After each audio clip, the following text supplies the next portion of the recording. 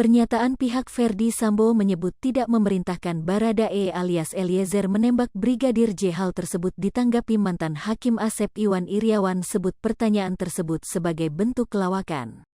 Sambo yang merupakan salah satu tersangka kasus dugaan pembunuhan berencana terhadap Yosua melalui kuasa hukumnya juga mengeklaim dia sengaja membuat skenario baku tembak usai kejadian dengan tujuan menyelamatkan Eliezer. Ketika ditanya jika Sambo tetap berkeras dalam persidangan dengan keterangan itu, Asep hanya menanggapi dengan jawaban singkat. Pengakuan baru Sambo terkait kejadian pembunuhan berencana itu berbeda dari apa yang diperagakan dalam rekonstruksi beberapa waktu lalu.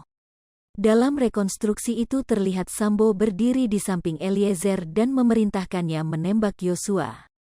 Menurut adegan rekonstruksi saat itu, Yosua sudah mengangkat kedua tangan ke depan dada memohon untuk tidak ditembak. Kuasa hukum Baradae Roni Talapesi membantah pernyataan kubu Sambo. Roni menegaskan Eliezer sampai saat ini tetap menyatakan Sambo memerintahkannya menembak Yosua. Menurut dia, perintah yang diungkap Ferdy Sambo lewat kuasa hukumnya itu sebenarnya bukan soal baru, bahkan dalam rekonstruksi pun terdapat perbedaan antara Ferdy Sambo dan Baradae. Roni mengatakan perbedaan keterangan Ferdy Sambo itu wajar sebab itu adalah pembelaan agar pelaku lepas dari hukuman yang didakwakan kepadanya. Roni juga membantah klaim Sambo yang menyatakan membuat skenario baku tembak buat menyelamatkan kliennya.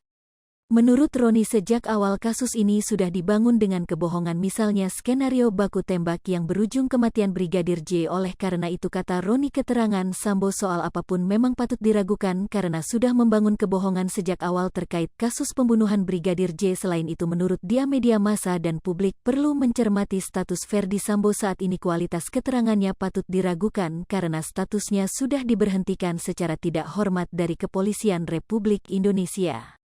Mi sama dengan 0.4S lebih besar dari Sambo beserta istrinya Putri Chandrawati, Bribka Riki Rizal, mantan ajudan Sambo, dan Kuat Ma'ruf, asisten rumah tangga Sambo.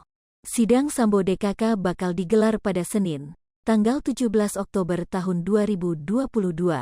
Sedangkan sidang Eliezer akan digelar pada Selasa, tanggal 18 Oktober tahun 2022. Ferdy Sambo, Putri Chandrawati, Bribka Riki Rizal, Barada Eliezer dan Kuat Ma'ruf dijerat pasal 340 subsidiar pasal 338 junto pasal 55 ayat 1 pertama dan pasal 56 pertama Kitab Undang-Undang Hukum Pidana, KUHP. Sementara untuk perkara obstruction of justice di penyidikan Brigadir J telah ditetapkan 7 tersangka. Para tersangka itu adalah Ferdy Sambo, Brigjen Hendra Kurniawan, Kombes Agus Nurpatria, AKBP Arif Rahman, Kompol Baikuni Wibowo, Kompol Cak Putranto, dan AKP Irfan Widianto. Para tersangka obstruction of justice itu diduga melanggar pasal 49 Jo pasal 33 dan atau pasal 48 ayat 1 Jo pasal 32 ayat 1, nomor 19 tahun 2016 UU ITE. Selain itu, mereka juga dijerat pasal 55 ayat 1 dan atau pasal 221 ayat 1 kedua dan atau pasal 233 KUHP. Hai pemirsa Sri Popo TV, jangan lupa komen, like, dan subscribe serta tonton terus berita-berita terupdate lainnya ya.